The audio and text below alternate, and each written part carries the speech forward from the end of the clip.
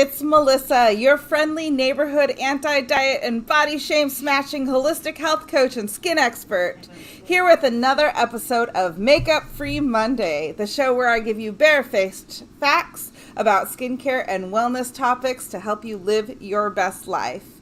Happy Monday, everyone. If this is your first time tuning into my channel, welcome. And if you've watched before, hello again.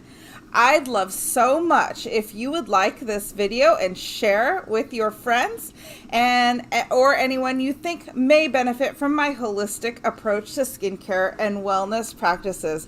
Don't forget to subscribe. I want to wish you a happy spring.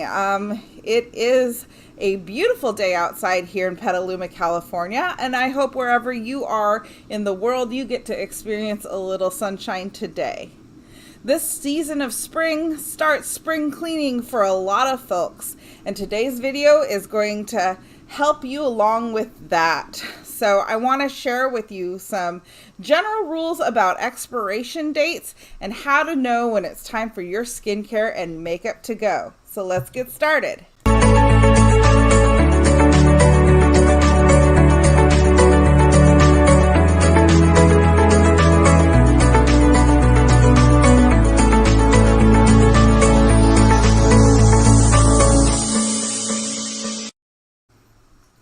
All right, so when cleaning out our skincare drawer or shelf, let's look at a couple of places where you might find an expiration date. So some companies print on the bottom while others do it on the side. The frustrating ones are, of course, the ones that only print that date on the box. Bummer. So once you open the box and probably dispose of said box, you will be missing that expiration date. While places are in most places required by law to have their expiration date on the packages, not everybody does. So there are a couple general rules, and we'll go over that in a bit. But there are two major places and ways that you're going to find those expiration dates listed on your skincare. You're going to find either one or actually both sometimes when you're dealing with active ingredients. So the first way you'll see it listed is as a physical date, and this shows up on the bottom of a product. And then the other way that it likes to show up is in a little symbol like this. So you may find this on your makeup, you may find this on your skincare, but it's just a little open jar graphic, and it'll have a number inside of it. And the number is the number of months that it's good after it's opened. Of course, when there's a physical date, it's a lot easier to read, but if neither of those two are present, you're going to want to stick to the general rule of about 12 months unless told otherwise. So like I said, most skincare products are going to have things on them, but if not, 12 months. So that's skincare in a nutshell, but makeup is a completely different ball game. So let's start with eyeshadows. Now, most eyeshadow on the market are going to be mineral based. The full mineral based ones tend to be a little more inert or won't grow bacteria like some other types of shadows. So those inert ones, you're going to see a little 24 inside of that little symbol, which means it's good for 24 months. That's, of course, as long as you keep it clean and you keep it nice. Now, some of the more hydrating type shadows and shadows with additives in it, you're going to find that it has a 12-month expiration date. The reason being is that those additives are things that can actually add a little bit of hydration to it, but also it can pick up bacteria that may be on your makeup brushes, or if you use your fingers to put on your makeup. So be mindful and check those expiration date on your shadows. Now, things like liquid eyeliner, if you're a professional makeup artist like I am, those are really only going to last you 1 to 3 months in your professional kit. But as a general rule, liquid eyeliner is good for about 6 months. So you're going to be replacing that once a year. If it dries out, of course, you'll replace it more often. On the other hand, mascara, I recommend people replace their mascara seasonally. That's because every time you open this mascara tube, it's getting exposed to air.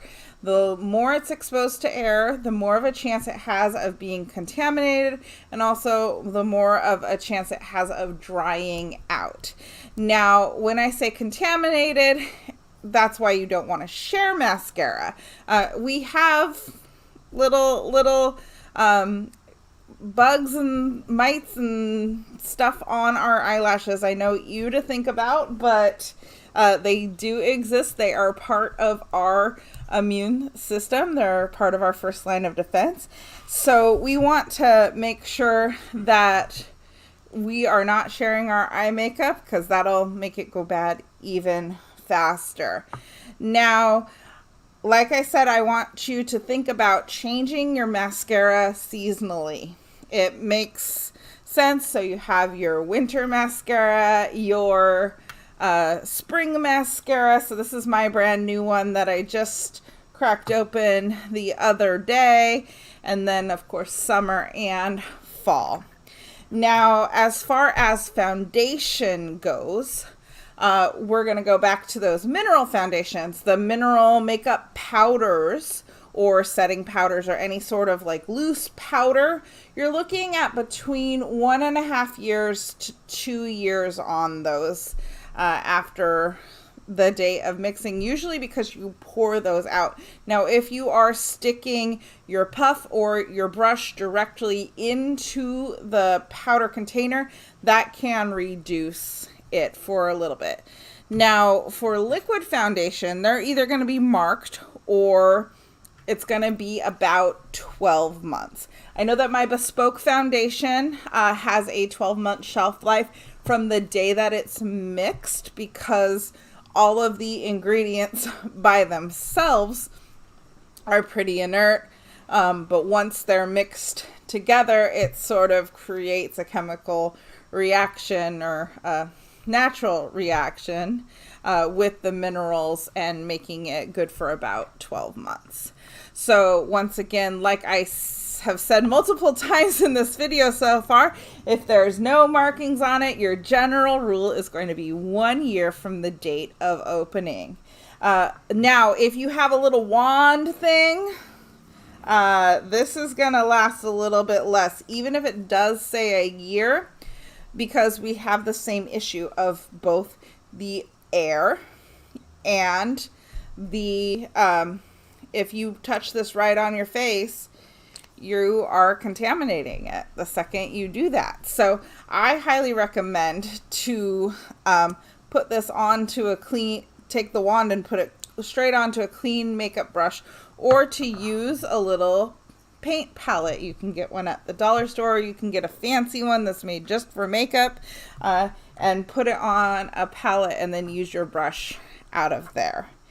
Now, one of the things to look out for when you're dealing with things that are expiring is you're going to want to check for smell. You're going to want to check for texture. If any of those changes happen, it's time to toss it. So just remember that this can cause breakouts, this can cause irritation, this can cause rashes and all sorts of icky stuff. I've seen people get eye infections. It's just not fun. So take precaution. Now, things that you can do to extend the life of your skincare and makeup is you're going to want to avoid humid areas for storage. But wait, Melissa, I keep my things in the bathroom because that's where I use them. Yes, I understand that, but you're going to want to try to put it in a cupboard or a drawer, because in a cool, dark place, you're going to have your products last a lot longer. You'll notice that things like creams and lotions, they really will thicken up pretty quick in a humid bathroom. So just something to be mindful of. Now I want to share my very, very favorite tip with you, and it's really silly, and I kind of find it kind of funny, but anytime I open a new product, I take my handy dandy fine tip Sharpie right here, and I write down what date I open it. So as you can see, I just opened a new bottle of SPF 50 Ultimate Nutrition Lotion because the sun is out and I need more sunblock. So I will know that when it expires in 6 months, as you can see in this little, there we go, we got some focus now. You can see that it has a little 6-month marker next to it. So I'll know that on September 12th, it's time to make this one go bye-bye, but it'll probably be gone way before then. But just keep it in mind. And I want to thank you so much for tuning in today. And I'm really, really happy that you are here watching along with me. If you have any questions, please don't hesitate to reach out. I'd love to see you in office if you're in Petaluma. If you're not here in California, I do distance appointments. You can find the link in the comments. I also want to give a quick self-promotion plug. Mage and Maven, my business, was nominated for Best Facial in Petaluma, and you do not have to be in Petaluma in order to vote for us. We would really love your support. I also put that link in the video description, so you can check that out and vote for us for Best Facial in Petaluma. Thanks for tuning in today. I hope you will join us next time on April 4th, where we're going to be talking about the ears. It is auriculotherapy time. So until then, make sure you stay hydrated, keep your SPF on, and don't forget to take care of yourself. Thanks a lot. Bye.